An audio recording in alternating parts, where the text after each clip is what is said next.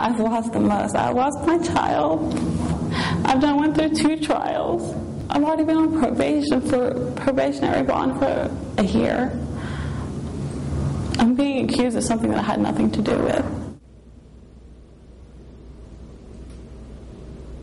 A Fairborn mother convicted of the death of her toddler breaks her silence from jail. And good evening, I'm Mark Allen. Malak Deek tells 2 News that investigators, in her opinion, dropped the ball and that the real killer still walks the streets. Holly Samuels live with the interview you'll see only on 2. Holly?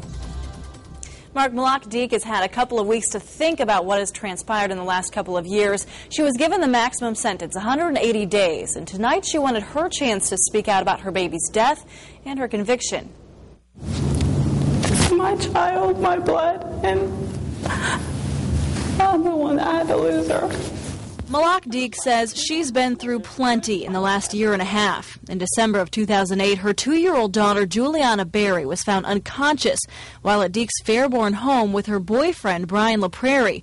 A few days later, Berry died. A coroner's report listed cause of death as blunt force trauma and said Berry was a victim of frequent abuse. Her death was ruled homicide. All I ever try to do is just to provide for her and love her. I mean, what more can a person do? Shortly after, Deek and LaPrairie were indicted on child endangerment and involuntary manslaughter charges. It just breaks me all to pieces.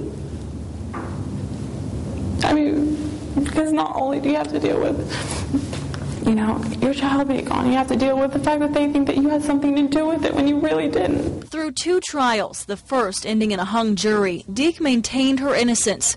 She was convicted in April of child endangerment, but was acquitted of all other charges. LaPrairie pleaded guilty to the same charges. He's serving 20 years in prison. Deek says their relationship is now over, but they have corresponded while in jail. She says she never placed blame on LaPrairie. How do I know what's the real truth? Because I'm being blamed for something that I wasn't even there for. How do I know that he wasn't blamed for something that he had nothing to do with? Deek says she believes the investigation was too narrow and left out obvious suspects. In May of 2009, Deek filed a protection order against a man she says was her stalker with Fairborn police. And since then, she's complained to officers twice that he's violated that protection order. He showed up at the last day of my trial. He showed up in court.